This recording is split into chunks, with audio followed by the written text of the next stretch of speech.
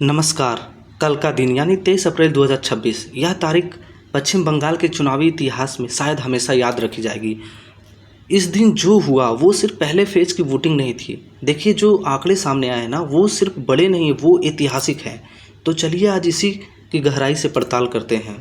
तो सवाल यह उठता है कि यह जो रिकॉर्ड तोड़ वोटिंग हुई है, क्या यह बस लोगों के जोश और उत्साह की कहानी है, या फिर इसके पीछे सिस्टम की सफाई जैसे कोई बहुत बड़ा बुनियादी बदलाव छिपा है। मतलब सवाल सिर्फ यह नहीं कि वोट कितने पड़े, असली सवाल तो यह है कि क्या चुनाव पहले से ज़्यादा साफ सुथरा था।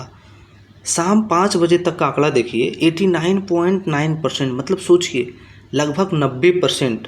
यह सिर्फ एक नंबर नहीं है, यह अपने आप में एक बहुत बड़ा मैसेज है। पर सवाल वही है, इस मैसेज के पीछे की सबसे बड़ी वजह क्या हो सकती है। और यहीं पर हमारी पूरी पड़ताल का जो सेंट्रल पॉइंट है वो सामने आता है। यह है स्पेशल इंटेंसिव रिवीजन यानी SIR। चुनाव से ठीक पहले हुआ यह एक ऐसा फैक्टर था जिसने शायद पूरे चुनावी खेल की नींव ही हिलाकर रख दी। तो अब यह SIR है क्या चीज़? देखिए सिंपल भाषा में समझे तो यह इलेक्शन कमीशन का एक प्रोसेस था वोटर लिस्ट को अपडेट करने का। मतलब इसका मकसद था कि जितनी भी डुप्लीकेट, फर्जी या ऐसे नाम हैं जो अब योग्य नहीं है, उन सबको लिस्ट से हटाया जाए ताकि एक बिल्कुल साफ सुथरी वोटर लिस्ट बन सके और चुनाव फेयर हो। और यह जो सफाई हुई, इसका स्केल, इसका चौंकाने वाला पैमाना है।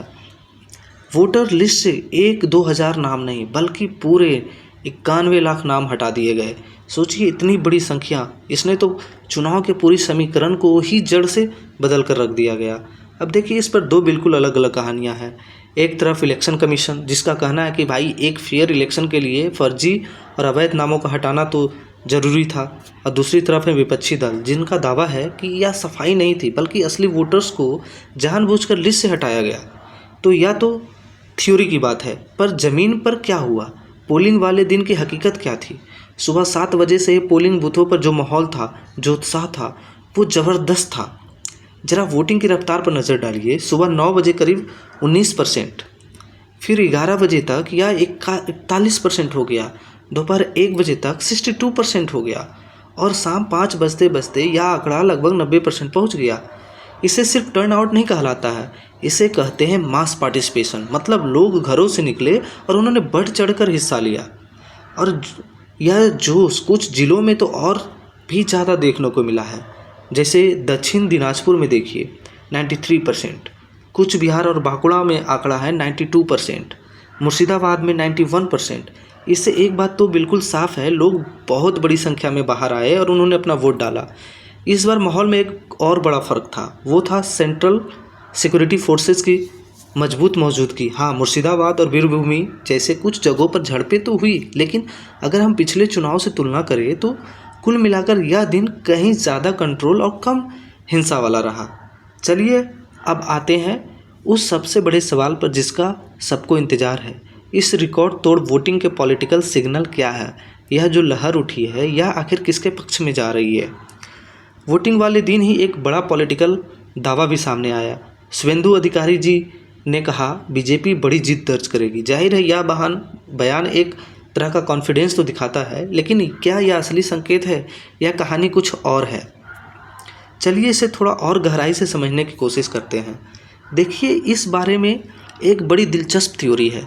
एक्सपर्ट मानते हैं कि जब एक फिल्टर्ड लिस्ट, मतलब एक साफ़ सुथरी लिस्ट पर इतनी हाई वोटिंग होती है तो इसका सीधा सा मतलब यह होता है कि सभी पार्टियों के जो कोर वोटर्स हैं, यानी उन सबसे पक्के वाले समर्थक, वो पूरी ताकत से बाहर निकले। और पॉलिटिकल एनालिसिस में इसे अक्सर एक बड़े बदलाव का संकेत माना जाता है। और यह बात हमें एक और बड़े आइडिया की तरफ ले जाती है। क्या हम भारत में चुनावों का एक नया मॉडल देख रहे हैं जो यहीं से शुरू हो रहा है? इस मुमकिन बंगाल मॉडल के 3 मुख्य हिस्से हो सकते हैं। स्टेप 1 एक छोटी मगर पूरी तरह से वेरीफाइड वोटर लिस्ट। स्टेप 2 उस लिस्ट पर जो असली वोटर्स हैं उनकी ज़बरदस्त भागीदारी। और स्टेप 3 डेटा ड्रिवन इलेक्शन की तरफ एक बड़ा कदम, जहां हर वोट की गिनती और पहचान ज़्यादा सटीक हो सकता है कि पश्चिम बंगाल इस नए मॉडल का पहला बड़ा टेस्ट केस बन जाए। तो अब आगे क्या होगा? जाहिर है सबकी नज़र अब दूसरे फेज़ पर है जो 29 अप्रैल को होना है। और इस दूसरे फेज में 3 चीज़ों पर खास नज़र रखनी होगी। पहली, क्या यह हाई टर्नआउट का ट्रेंड बना रहेगा? दूसरी, दक्षिण बंगाल में वोटिंग कैसी होगी जिसे टीएमसी का मजबूत गढ़ माना जाता है? और तीसरी, क्या एसआईआर का असर वहाँ भी उतना ही साफ दिखेगा? तो आखिर में इस पूरी बातचीत का, इस पूरी एनालिसिस का निचोड़ क्या है? देखिए, तीन छोटी मोटी बातें निकल कर सामने आती है। नंबर 1 में मास पार्टिसिपेशन, लोगों ने बहुत जोश के साथ हिस्सा लिया। दूसरा है फिल्टर इलेक्टोरेट, या चुनाव एक काफ़ी साफ की गई वोटर लिस्ट पर हुआ। और नंबर 3 है सिस्टेमिक चेंज, यह सिर्फ एक चुनाव का मामला नहीं, यह हमारे पूरे इलेक्टोरल सिस्टम में बड़े बदलाव की आहट हो सकती है।